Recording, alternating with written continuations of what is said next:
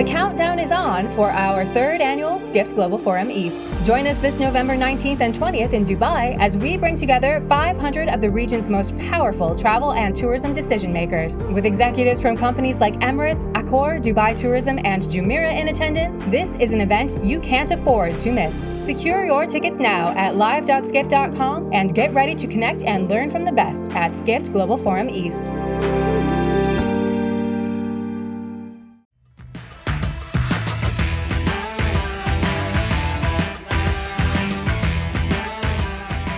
Hello, everybody, and welcome back to the Skift Travel Podcast with Sarah and Seth. I am your co-host, Seth Borko, the head of Skift Research. Today, unfortunately, we will not be joined by our other co-host, Sarah, the editor-in-chief of Skift. She won't be able to make it, but the pod must go on. So we are recording today without Sarah, and we have an amazing guest nonetheless. One of our favorite guests, a friend of the show, Gordon Smith, the editor of Airline Weekly. How you doing, Gordon? Doing very well. I was thinking about a rebrand, not to stage a coup too early on, but with Seth and Smith. Yeah, Seth. Yeah, this is the Skift Travel Podcast with Seth and Smith. So we'll bring that together. We like the S's. Seth, Sarah, Smith. There's three S's actually we could do. There we go. It's a little bit like when you go to the theater and you're expecting Seth and Sarah, and then it's like, there will be a fill-in. We apologize. Yeah, we're opening our playbills, and the role of Sarah today will be filled by Gordon Smith. Apologies, everyone, but yeah, we'll make it what we can. It's gonna be a great podcast. Stick around. For sure. By the way, if you are a longtime listener of the podcast, thank you so much. If you're enjoying what you hear, don't forget to like, subscribe, rate us 5 stars. It really helps others discover our podcast. It lets us know you like what we're doing. And if you don't like what we're doing, hey, you can shoot us an email and let us know what you want to see. That email is podcast@skift.com. We take fan mail as well, not just hate mail. Anyways, let's jump into it, Gordon. Let's talk about, obviously we've got you on. We've got to talk about all things airline. And when I look around, look at the big trends. I look around the airline industry recently. I'm seeing a lot of first class. I'm seeing a lot of premium cabin space. I think Lufthansa just redid their premium first class product. I think Air France is working on it. I believe you just were at Cathay Pacific and they're rolling out their new first class. There's many others. What's going on here? Why the obsession with first? It's a great question, Seth, and it's important to distinguish between first class, business class, premium economy, and economy. So people sometimes group, if you're not in the cheap seats, you're in the posh seats, but there is a bit of a distinction here. So premium economy, that's a sort of mid-market product in between coach economy and business class. And this was designed for people that want some of the home comforts that probably you had in economy 40 years ago and now no longer take for granted. A slightly wider seat, better food, just a little bit more space, especially on a longer haul flight. Business class has become really very, very competitive in the last few years. It used to be for the road warriors and for the men in suits. It is now open pretty much to everyone if you've got the money to spend on it. But first class is a much more niche. You call it niche? I call it niche on this side of the Atlantic. I would have said niche. Niche. Okay. Some of your American counterparts. Niche. It's a bit of a niche pronunciation to say niche, but we'll move on. We'll move on. Okay, I call it niche. That's much more of a niche product, and that is really a sort of quite an elite group of maybe a dozen very large airlines around the world. And you mentioned that, Seth. I was in Hong Kong last week with Cathay Pacific, and they were very excited to launch their Aria suite, Aria as in a performance, because they say when you're traveling in a premium cabin and everything comes together, so the marketing goes, it is like the perfect performance. Whether you believe the marketing hype or not, I'll leave that for our viewers and listeners to decide. But amongst all of the excitement about the Aria suite, which is the business class product, and you can read my insights on Skift and Airline Weekly about that, there was a lot of questions about their first class product. So they've already got a first class product, but they don't have a new first class product. So sometimes in the airline business, you can have a disconnect when you've got an absolute gangbusters, next generation business class product, all the bells and whistles, all the next gen tech, and your first class hasn't been revamped in maybe a decade. So you can actually have a situation where you've got a nicer TV and more tech and your USB charging, your Bluetooth connectivity. The hard product, as we call it, can be very, very strong in business class and actually pretty outdated in first class. So I asked them about their first class ambitions, and we can touch on this a little later, but they are completely committed to it. They said, our business class product is great, but just you wait. The exact words of the chairman of Cathay to me was, it's going to be mind-blowing. So just setting the scene for you there. I appreciate the scene setting. I think obviously, hey, Cathay Pacific, it would be even better if we could set that scene, in person, maybe take us on a couple of flights, right? But why the obsession? I mean, I think in the United States, first class is dead. It's a bit of an antique. It feels like it's a throwback to that almost, in many cases, like pre-deregulation era. Why the need? And in general, I know a lot of airlines are investing very heavily in premium product, both from a service perspective and from a hard product perspective. Again, hard product is what we call those seats and those in-flight entertainment systems and the things that are actually nailed down to the plane. Why do airlines feel the need to be investing in first in business, in premium economy, in all those tiers of that premium cabin? Yeah, it's a great question, Seth.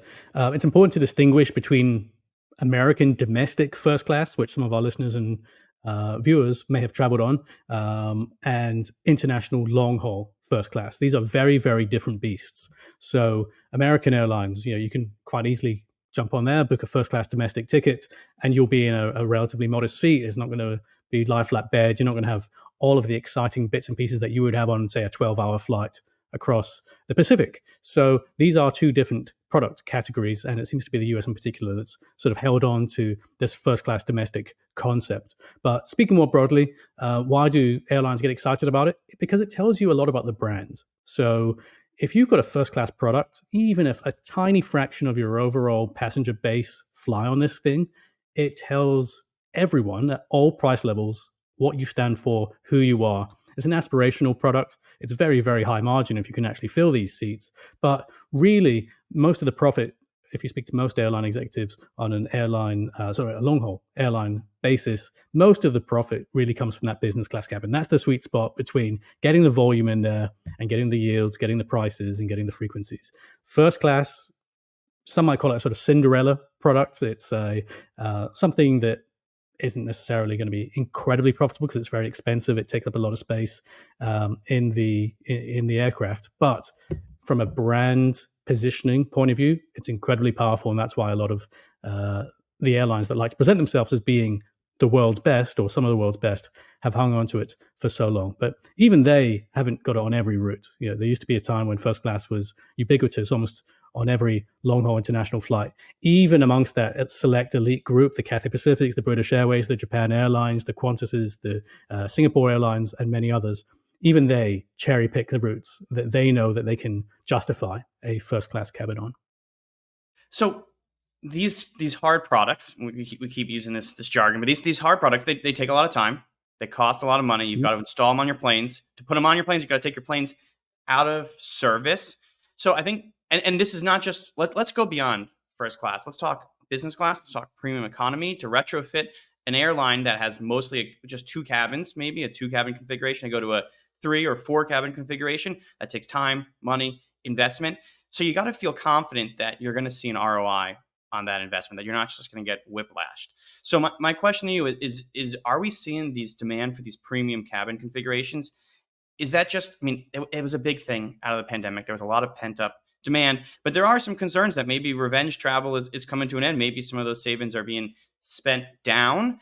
How do we know that this premium trend isn't just a fad? Like, how do airlines feel confident they're not going to get whiplashed with a return to a low cost, basic economy seat being the preference? The airline industry is incredibly risky in almost every decision that an airline executive makes. They have to balance with risk, and there's a lot of internal risks that they can try and mitigate, but it's all the external factors that they've got no idea. They have to just best guess. There's research teams, and our in-house research guru here, Seth, you'll appreciate this. There are elements of the airline business that they can control and those that they cannot, and they have to basically make a guess 10 years ahead and say, I'm going to install a product that is going to cost tens of millions, hundreds of millions in some cases for larger fleets. And this product needs to work for us for at least 10 years. And what we're seeing time and time again at airlines around the world, not just in the US and Europe, but right around the world and in markets of all shapes and sizes, is airlines are investing in premium. They are generally stripping out some of their economy seats. They are replacing those with premium economy seats. So that's, again, that slightly nicer cabin, maybe slightly nicer meals, some pre-boarding. You might get a little glass of Prosecco before you take off. Some of the soft touches, the niceties of business without that beautiful lie-flat seat. And yeah, we can see that in the decisions that are being made now, because in order to get a seat certified, if you're going for a design that hasn't previously been used elsewhere, it takes a lot of time, a lot of expense, certification, regulatory issues. This isn't a case of an airline CEO waking up in the morning and saying, right, cool, let's change these 70 aircraft. It's incredibly strategic. So in answer to your question, how do we know this is not a fad? Because we are seeing these long-term, very long-term, expensive strategic decisions being taken at the very top of a lot of very, very large airlines. That gives us a clue that these executives and the advisors to these executives think that this is not going to go away anywhere quickly. And just for our audience and our listeners, when you talk about certification, you're talking about safety standards, right? In terms of how quickly can you evacuate a plane with a certain seat configuration. There's lots that goes on behind the scenes. Yeah. Just putting exactly right. Yeah, it's not just how the seat looks, but it's also the materials that are used, the design. There's a lot of elements that go into play to make sure that aviation continues to be as safe as it is. So we've been talking about first class. What are the other hot premium products that you're saying these airline executives are making these 10-year investments into premium cabins? What else are we seeing here? Yeah, it's been interesting, Seth. You had airlines, I'm thinking particularly Emirates airline based out of Dubai. World-class leader in setting the agenda for what is premium, what is luxury, not just in airlines, but honestly in travel broadly, right? Yeah, they're known as being they have their critics. Some people say it's a little bit too flashy, all that sort of polished mahogany and fake gold. But their experience generally is considered to be very, very strong in economy, in business class, and in first. Their airport experience is strong as well. They've set a number of benchmarks, sort of reflecting the glitz and glamour of Dubai, whether you like that or not. People vote with their feet, but a lot of people do like Emirates Airline. They previously said, yeah, premium economy, that's not for us. Our economy class is so good, you would feel like you're in premium economy as it is. Great marketing line. And long story short, as of last year, they have introduced premium economy. So it is being rolled out at a decent pace, actually, but they've got a very large fleet. So it's going on select routes, on select aircraft. But even Emirates, which is the world's largest international airline by most metrics, even they've come around to the concept of premium economy being a good idea. And other developments, KLM, the Dutch national carrier, Finnair, the national airline of Finland, they've both been very late to the premium economy party. They've both introduced it in the past 2 or 3 years. So there's a real sort of direction of travel that we will continue to see. Some of these airlines that have been relatively steadfast in saying no to premium economy, eventually I think the number crunchers tap them on the shoulder and say, this is a very, very lucrative cabin. And actually Carsten Spohr, the CEO of Lufthansa Group, based out of Germany, he's on the record as saying it's one of the most profitable parts of the plane. If you just square it up by square footage in terms of the price you can charge versus the amount of space you need to give that customer, plus what you serve them in terms of food and drink and other ancillary services, it's a real moneymaker for a lot of big airlines. Well, so it's interesting. You're talking about airlines that we just talked about building these aspirational first classes. They want to build premium brands using first class, and they're going down market a little bit, adding these premium economy seats. There's the reverse happening of down market airlines. I'm US based, so I'm biased towards the US, but the Spirit Airlines, the JetBlues of the world, saying actually we need to be up market. We need to have more. A lot of these airlines ran single class configuration airlines. They're saying we need more cabin classes. We need a premium product. Some of them are even launching business class. Like JetBlue launched Mint business class. I think there's a big front seat. And what's happening in that side of the world? The LCCs move in more premium as well. What's happening there? Yeah, so we haven't seen that completely across the board. I personally will be very surprised if Ryanair ever goes for a sort of business class style. But even they have the options to have the front seat of the Boeing 737, which has got more space, or an exit row, other bits and pieces you can board first, of course. So there are little trimmings. We call them in the airline trade ancillary revenue streams, and they are incredibly important, especially for a low-cost airline when your actual ticket, your core ticket, is so low, so lean in terms of profit.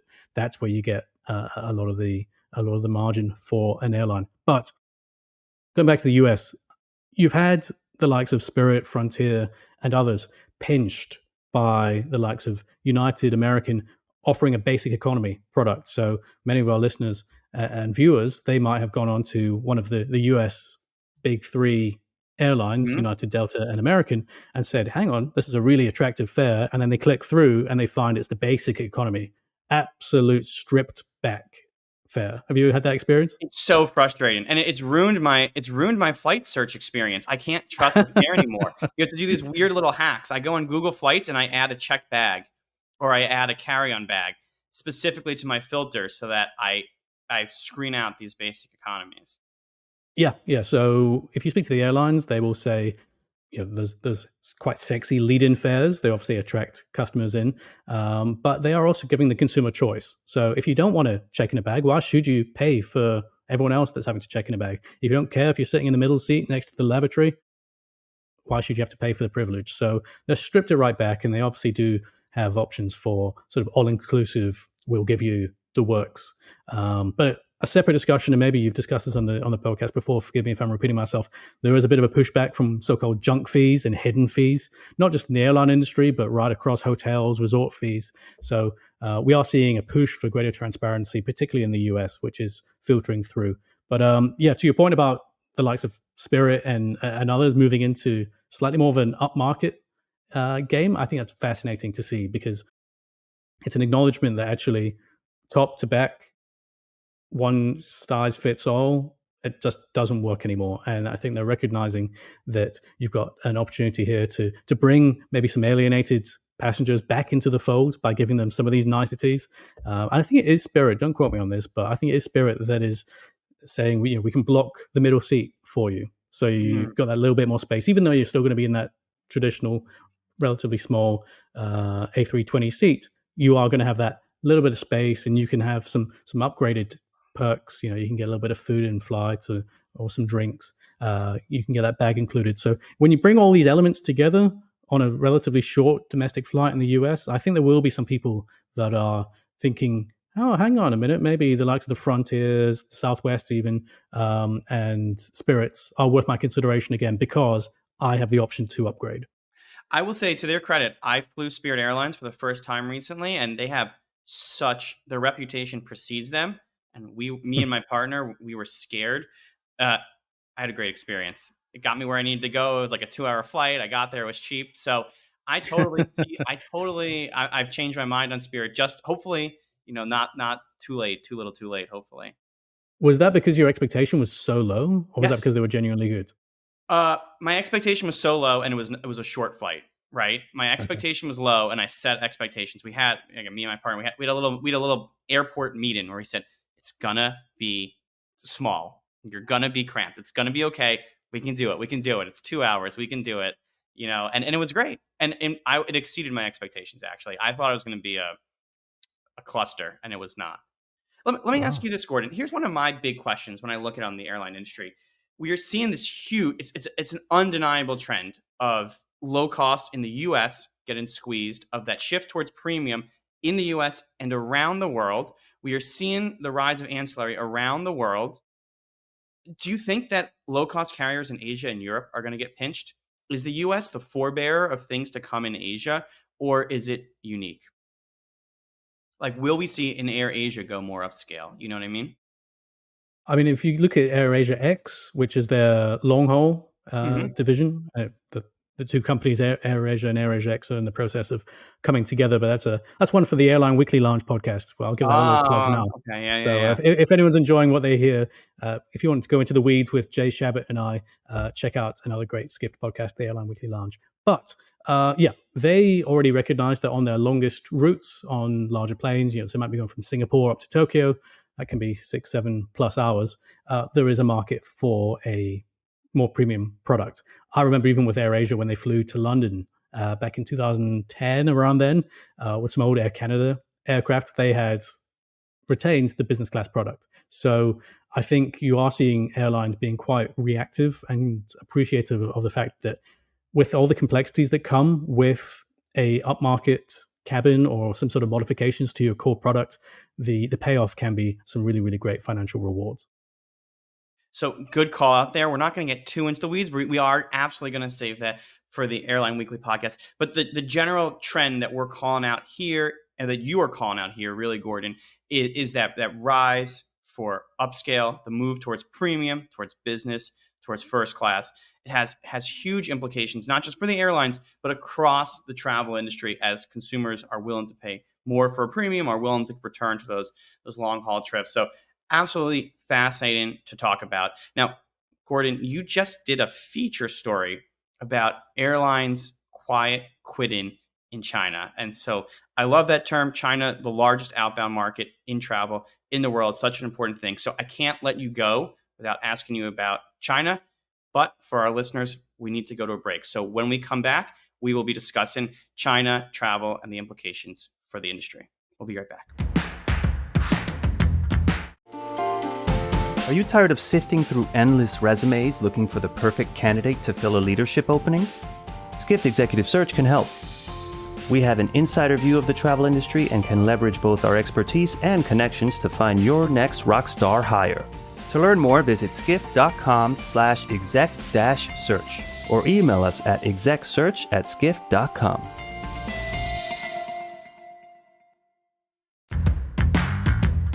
Welcome back to the Skift Travel Podcast with Seth and Sarah, and today Smith, that is Gordon Smith. And we are back to our airline focused podcast, but with broad implications for the rest of the travel industry. We've been discussing the rise of premium and first class cabins on airlines, and we're going to shift gears a little bit and talk about China. This is a topic of huge interest to the entire travel industry, and it all starts with the airlines. If Chinese travelers can't get on a plane, they can't.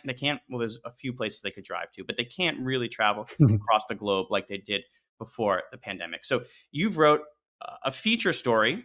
It's a great story. It's got some amazing graphics and animations in it, and you've done a great job with it. But it's a little scary. You said that airlines are quiet quitting China. As a travel industry analyst, that concerns me. So tell me more about this. Yeah, thanks for the opportunity, Seth. So the feature is called Why Are Airlines Quiet Quitting China?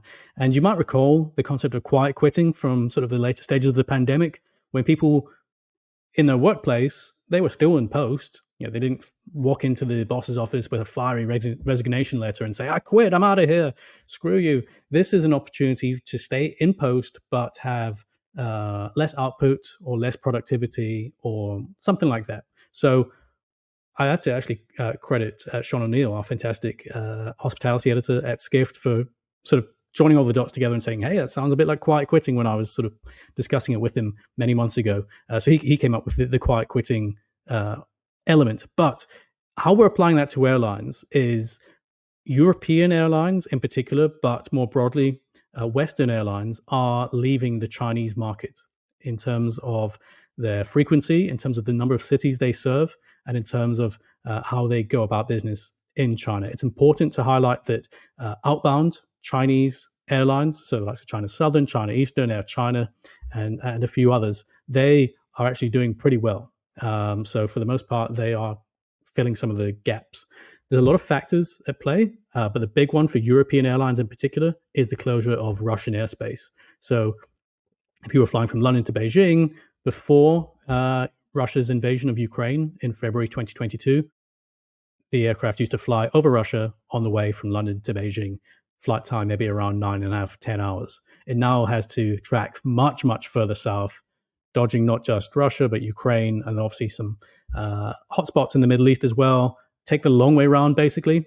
The big element is that Chinese airlines can still fly over Russian airspace. So they can do the pre-war routes, and that has a huge implication on fuel costs, on journey times, on staffing, crewing, sustainability, and a number of different elements. So we get into some of the detail in the feature, Seth. I would encourage anyone that's interested to learn more to look at some of the nuance that we go through in the feature, but Russian airspace is a huge element, but not the only element. So the reason why is that, I mean, you said in the story it's like an extra 4 hours if you exclude Russian airspaces from some European locations, right? So that's an extra 4 hours of fuel, an extra 4 hours of staff, and an extra, and just a harder ticket to sell. Is the gist of it? Yeah, if you've got the ability to fly from Frankfurt to Beijing on Hmm. Airline A, that's going to take you 12 hours, or Airline B is going to take you 9, I know what I would personally choose. You will get some people that will say, I don't want to fly on a Chinese airline because they might not speak the language, the food might not be to my taste, the in-flight entertainment might not be what I'm used to, my loyalty points are with another airline, etc. So there are sort of softer factors that may come into play and influence an ultimate decision. But if you look at it from a sort of a pure travel point of view, how can I get from A to B As efficiently as cheaply, possible. efficiently? Chinese carriers come out time and time again, and they are often very, very good value compared to some of their Western counterparts. So let me ask a question to you, and it's somewhat of a value judgment. But the question for you is this fair, and should something be done about it? And I'm sure people feel differently. But what I mean, what's the general sense out there? Is this fair that these Chinese airlines can have such an advantage? That's a good question. If you speak to Chinese carriers, they will ask, why should we be punished for a geopolitical fallout not of our making? So all they're doing is flying from A to B in the way that they've always done. They haven't been sort of brought into the tit for tat airspace closure between Russia and Europe and some other parties. So they are really a third party to this Mhm. conflict in terms of sort of pure airline operational elements. So they are continuing to do what they've always done. They don't feel like they should get the blame. But if you speak to airline CEOs, as I've done over the past 6 months, particularly European airline CEOs, they're calling for a level playing field. They're calling for regulatory intervention. In fact, they had a meeting just a few days ago in Brussels, the Airlines for Europe trade body, and they said, we want to see any airline that is coming into Europe or out of Europe not fly over Russian airspace.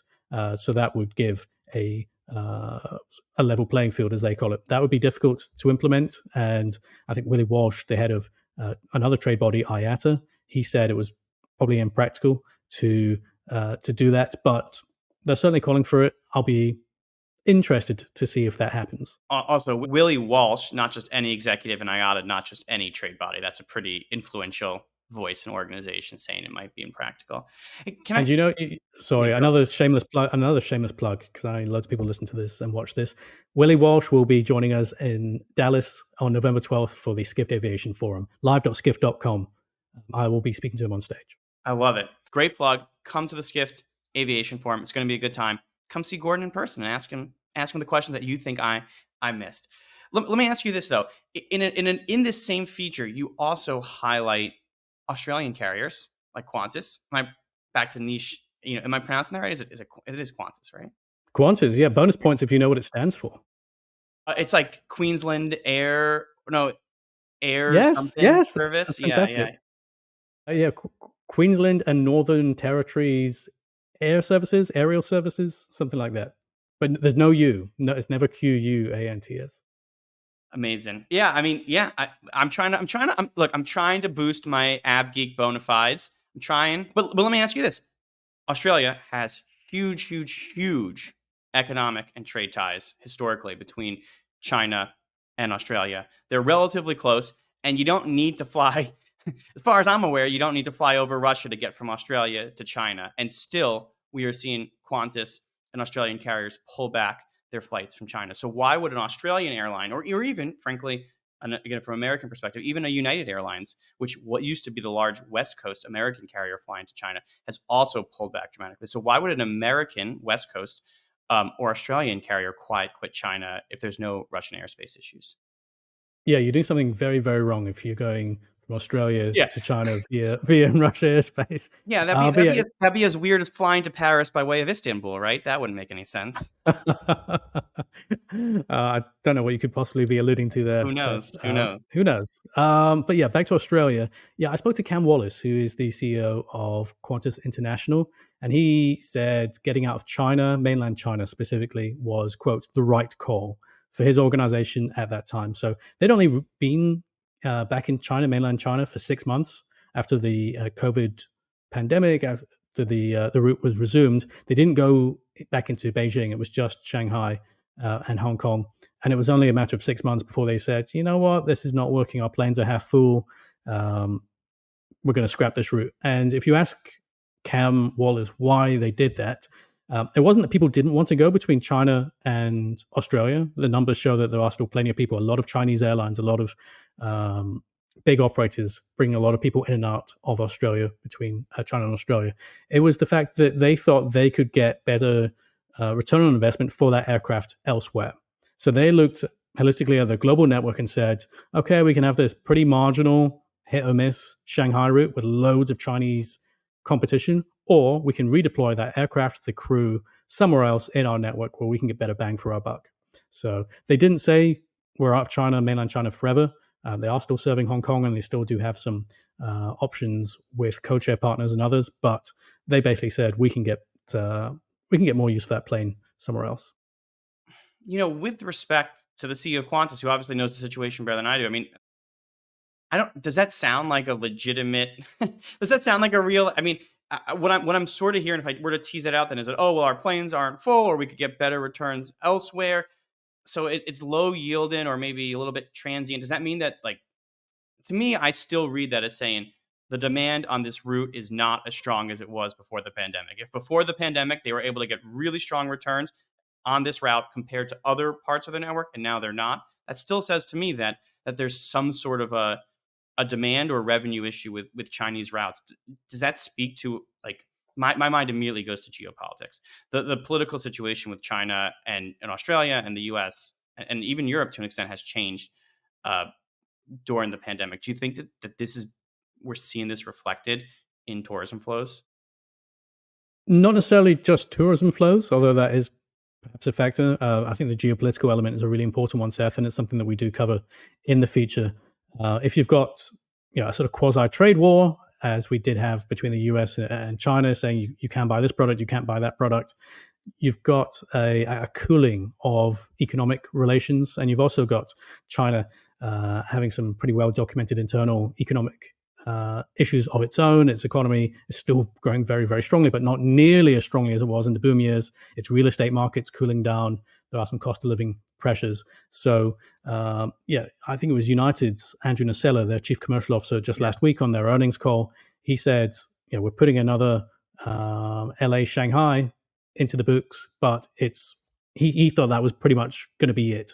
He said we previously flew pre-pandemic, I think 10 flights a day between the US and China. He thinks the current levels, they're going to be sort of the max for now. And he said it's a different world with China. For some reason, something's changed. And I think the themes that you need to look at are geopolitical, the fact that Chinese economy is cooling down. And then when you look at a European perspective, the Russian airspace closure is an enormous one. It's not that you've got people not wanting to fly to China. They are just choosing through choice or because of the cheaper fares or the shorter journey times to fly with Chinese airlines. So it's very, very interesting. It's very, very interesting whether we will get regulatory intervention that the Europeans want. I think that's a big ask. But short of Russian airspace reopening in the near future, I think this is probably a situation that might get slightly worse before it gets better. I think we will see more airlines stress testing their Chinese routes and saying, actually, we can let Chinese airlines, often their partners, operate into our market, and we will redeploy that aircraft for a better return elsewhere. Wow. I mean, it's just such a change. It's such a change from the pre-COVID era. Like, these conversations would never be even considered in 2017 or 2018. I think, pardon my soapbox for just a second. But I sometimes think like, I mean, when I talk to people, they often think tourism, travel, they think leisure, they think discretionary, they think it's this fun little sector isolated from the rest of the world. It just goes to show how travel really reflects business ties. It reflects economic growth. It reflects all these huge geopolitical issues out there in the world. And I think your story does a great job of kind of bringing that home for even for someone who's not an airline person or not like an av geek, of how geopolitics, how economies, how all these things matter and are linked through the travel industry and the aviation industry. So just a wonderful feature. So I really, really enjoyed it. So thank you for writing it, Gordon. Thank you for coming on to talk about it with us. No, my pleasure. Thanks for the opportunity, Seth. What I would say is we try to boil it down to a couple of key themes here on the podcast, but I would encourage anyone that's interested to learn more to read the feature, to get into some of the nuance and some of the sub-themes, because there's a lot of detail here. It's not just Russian airspace. It's not just geopolitics. And we're trying to go into that with a bit more detail in the feature. Yeah, check out the feature. You won't be disappointed. And like I said at the top, by the way, it's also some amazing animations and visualizations. Just a really great piece. And it's well worth checking out. So Gordon, thanks for coming on the podcast. Thanks for talking airlines, premium demand, China demand, all things airlines with us. It's always a pleasure to have you. Thank you, Seth. Pleasure was mine. And to our listeners, thank you as always for listening for the Skift Travel Podcast. If you enjoyed what you heard today, if you got value out of this podcast, please like, subscribe, rate us 5 stars. Like I said at the top, it really helps people discover our podcast. It lets us know when we do things right or if we do things wrong. And you can always give us your feedback. That email address is podcast@skift.com. Thank you for spending your time with us. Thank you for caring about the travel industry. And we will see you next week on another episode. Have a great one. Thank you for listening to the Skift Travel Podcast. Wherever you're listening, please make sure to subscribe. If you like what you're hearing, rate us 5 stars or leave us a positive review. It really helps get the word out about us, our podcast, and make sure that we can still continue to bring it to you free of charge every week. If you're watching on YouTube, be sure to like and subscribe. And don't forget to hit that notification bell as well. That way you'll know every time we have a new episode.